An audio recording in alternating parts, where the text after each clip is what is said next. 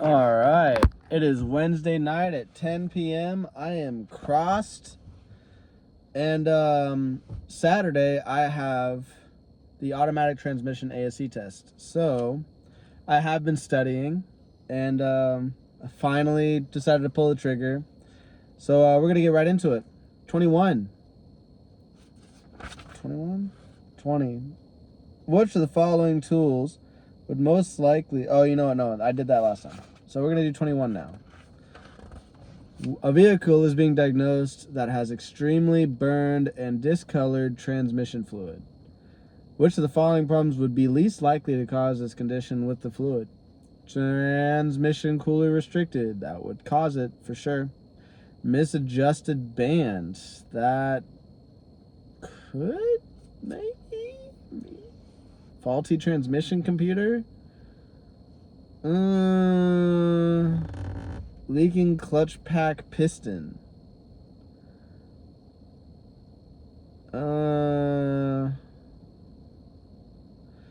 I guess the misadjusted band could be too tight, maybe, and then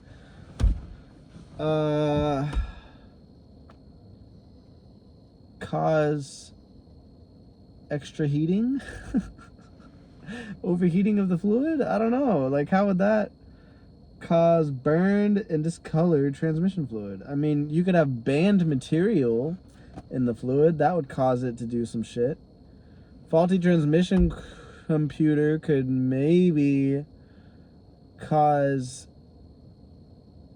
the temp sensor to not read correctly, therefore letting the transmission fluid overheat. But typically, doesn't it always just go in the transmission cooler? Like, I mean, transmissions don't take long to warm up, so I imagine it just always goes. It always gets cooled off. It always gets circulated. So I don't really understand how that would cause it. But I definitely don't understand how a leaking clutch pack piston would cause... I mean, it could cause discolored, but not burned. Fuck, man.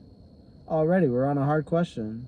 I mean, I am crossed, so maybe this is easier for someone else to figure out. Transmission cooler, definitely, yes. Misadjusted band, it could add band material, so sure, discolored. But burned, I still don't understand. Leaking clutch pack piston...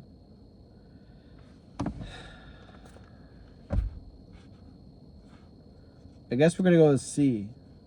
21C. Transmission computer. Because I feel like that would cause codes. It would not cause... Oh, wait. I was right. That's how you know I really don't know shit, is if I'm, like, super surprised. Let's see what it says. Answer, transmission cooler. Restricted transmission cooler would cause a fluid to overheat, causing it to become burned and discolored. I knew that. A band adjusted too loose will cause the band to slip when applied, which would cause the fluid to become burned and discolored. So slipping apparently causes it to burn, the fluid to burn. Because, you know, friction, extra friction, I guess. Still, it's kind of... I would expect band material more than burning.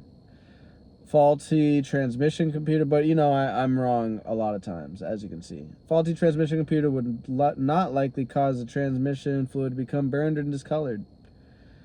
You know, it's not mechanically related to the fluid. It's, you know, it does have control over, you know, reading sensors and everything, but typically the transmission doesn't have a, like your engine coolant does. It doesn't have a stage where it will only stay in the transmission. It won't go to the cooler. So if you had a faulty thermostat, that could cause your coolant to overheat and become discolored. But your transmission computer shouldn't, you know, cause your transmission to create a separate route to warm up your transmission fluid. It doesn't take long, and they heat up like a lot. So yeah, anyways, moving on. Leaking clutch pack piston would cause a clutch pack to slip when applied. This slipping of the clutch pack would cause the fluid to become burned and discolored. So that's why, okay. Any kind of slipping in the transmission will cause extra heat, whether it be the clutch pack pistons or the bands. The clutch packs or the bands. Anyways, on to the next question. Jesus Christ. Which electrical tool would be least likely to be used when testing transmission sensors? A test light, digital voltmeter, oscilloscope, digital ohm meter. Probably a test light.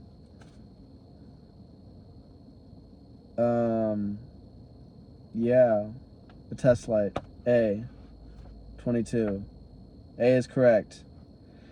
Should never be used when testing any circuit that has a connection to a control module. The test light has very low impedance internal resistance, which could damage sensitive electronic circuits. There you have it. A vehicle is being diagnosed for a problem of the engine dying when coming to a stop. After restarting the engine, it again dies when the transmission is shifted into any gear. Which of the following is most likely to be the cause? An open transmission temperature sensor, a shorted speed sensor, a faulty generator, a stuck torque converter clutch solenoid. This is a lot to digest, people. This is a lot to digest, for me at least. Problem of the engine dying when coming to a stop. So you're idling, it dies. After restarting the engine, it again dies when the transmission is shifted into any gear. Which of the following? An open transmission temperature sensor. So that means the transmission temp is not reading at all, which means it would probably go into a fail-safe mode. I don't imagine it would shut the car off. Shorted speed sensor. Again, that would throw code, but wouldn't kill your car. A faulty generator. Generator, aka an alternator. Because this fucking uses generator. Yeah. It's definitely possible. You know, the faster you're going, the more you are the more current you're putting out of your alternator. So, because it's belt driven. So yeah. Stuck torque converter, clutch solenoid.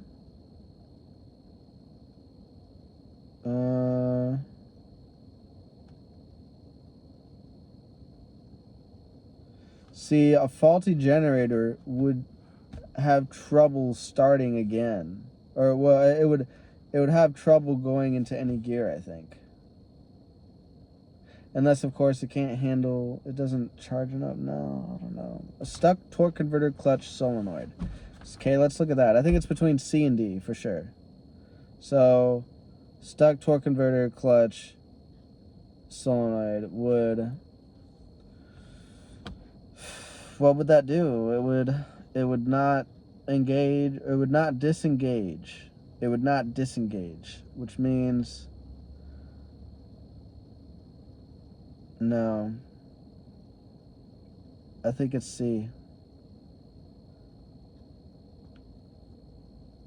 I don't know. D is the only real transmission-y answer.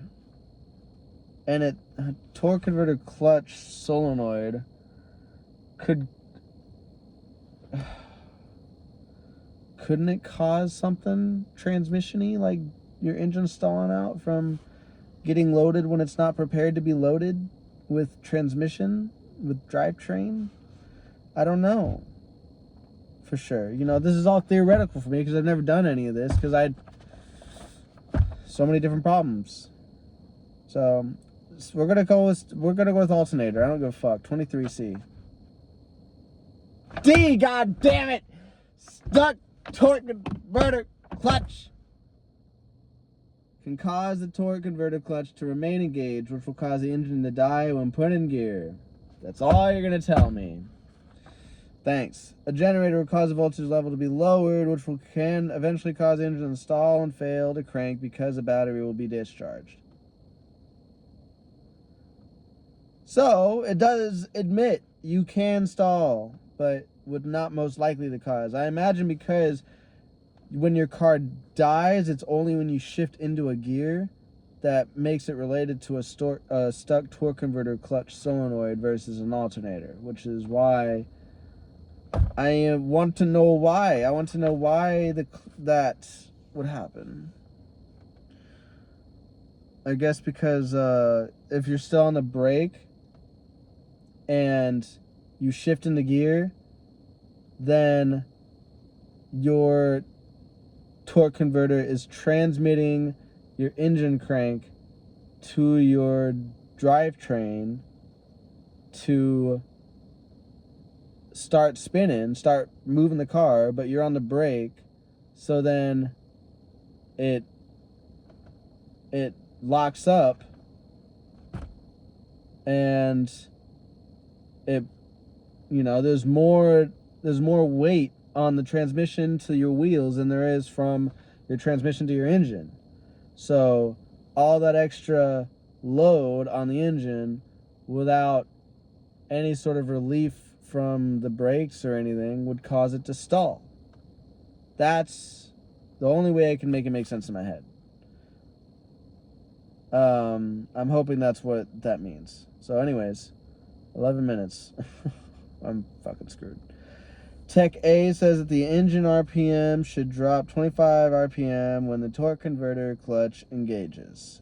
Technician B says that the torque converter clutch should disengage when the vehicle is slowed down below the engagement speed. Who is correct?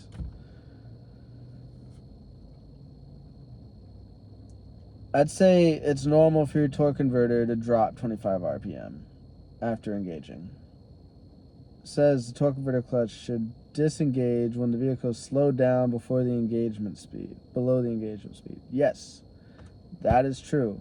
And see, with the torque converter clutch, I figured it would only be engaged when the speeds match up.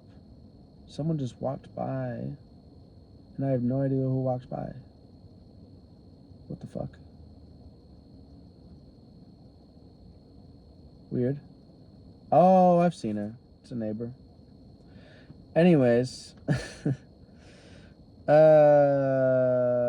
Yeah, you're adding load, your torque converter clutch engages, your RPM drops.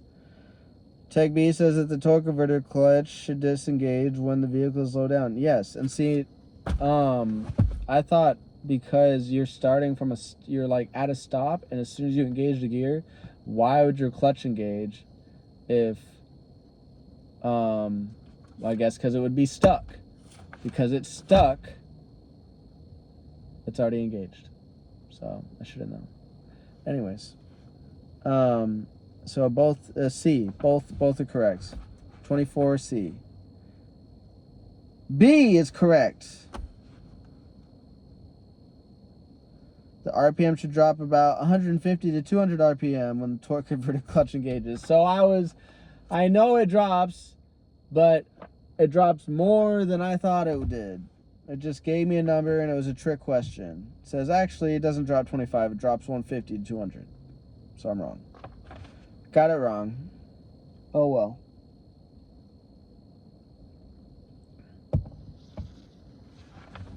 Okay. 25. Transaxle needs to be removed from a late model car. Tech A installs an engine support fixture before removing the engine subframe. Tech B removes the air cleaner before removing the upper bell housing bolts. Who's correct? Removes the air cleaner before removing the upper bell housing bolts. What is the air cleaner? A is correct, for sure.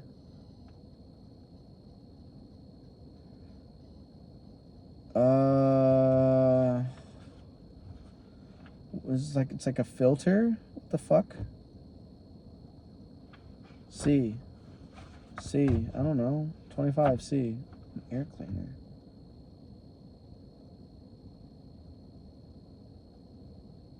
No, that's a trick question, isn't it? I'm gonna say A.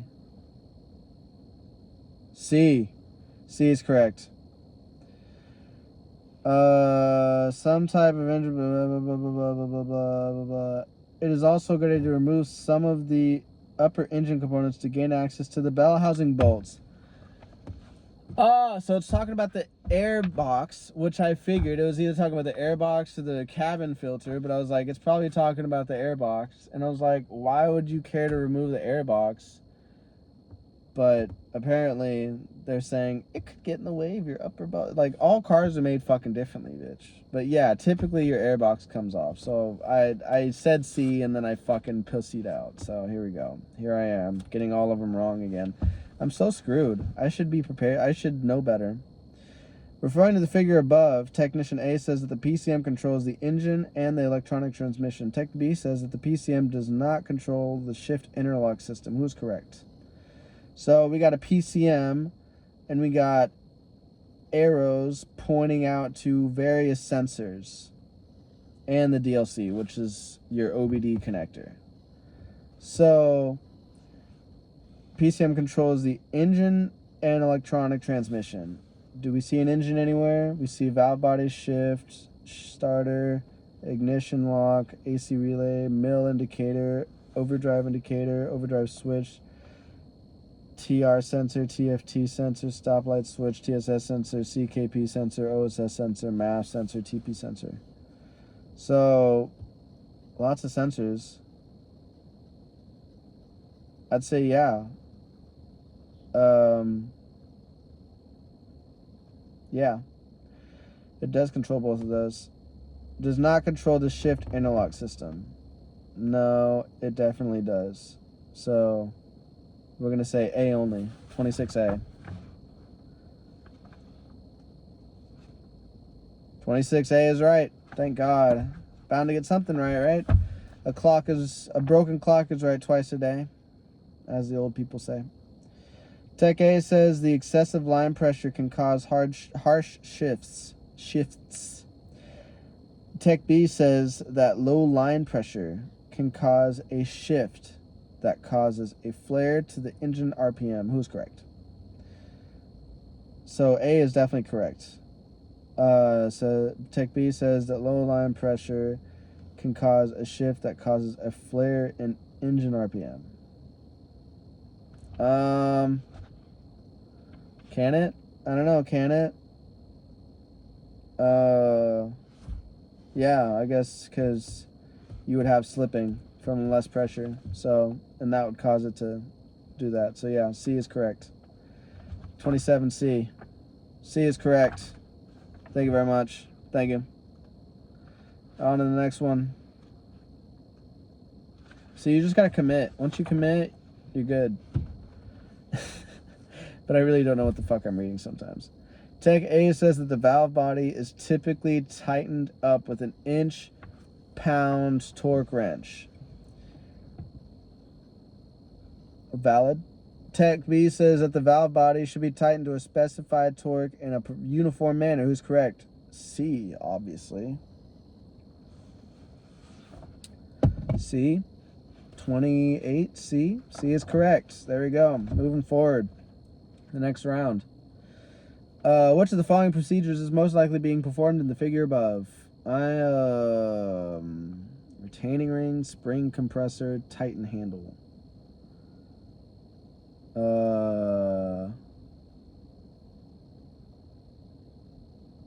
Clutch pack apply plate selection. Clutch pack clearance test, clutch pack snap ring removal, clutch pack piston return spring service. You know, because it says spring compressor on there, I really don't know what the fuck's going on in here. I'm going to be honest. I see a bell housing, and in there, I see what is apparently a Titan handle, a spring compressor, and a retaining ring. And knowing nothing about taking apart a transmission from personal experience, I'm going to say it's a D. Clutch, pack, piston, return, spring, service. Because I don't see a snap ring. Oh, you know what? It says spring compressor, but also it says retaining ring. I wish I could show you. You're not going to see it. You're just not. Sorry.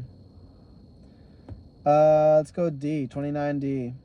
Screw it. Throwaway question. Free spot. D is correct.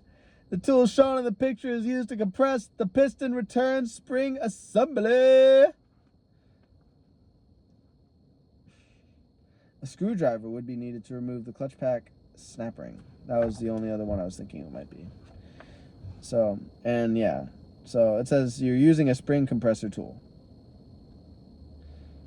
A vehicle with an electronic... Final question for all the marbles. A vehicle with an electronic transmission has been tested for transmission pump output pressure. The pressure test results are below the specification in all ranges. Which of the following conditions would most likely cause this problem? Is it slipping torque converter stator, front pump seal leaking externally, loose torque converter mounting bolt, transmission filter not properly secured to the pump? A vehicle with an electronic transmission has been tested for transmission pump output pressure. The pressure test results are below the specifications in all ranges. Which of the following? Slipping torque converter stator. I don't think so. Front pump seal leaking externally. Maybe. C. Loose torque converter mounting bolt. You know, the torque converter is connected to the transmission pump, the oil pump. So, if that torque converter that's spinning around is loose, that could cause a really big leak. Transmission filter not properly secured to the pump. That would cause it too.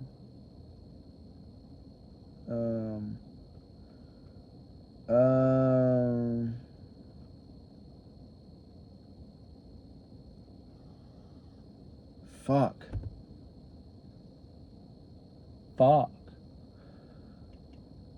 C. I'm thinking 30C.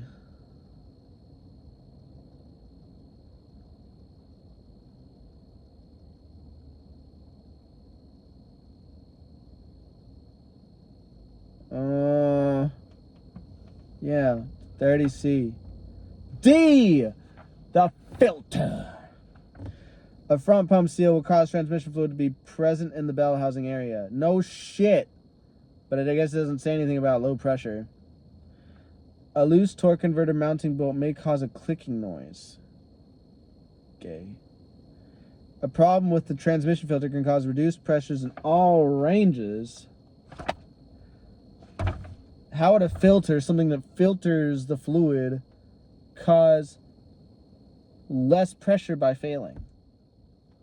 Unless it gets torn up or something and gets stuck in stuff. I don't know, but it doesn't say. It doesn't help me learn anything. I gotta see it and do it for myself. And it's been 5 years and I haven't.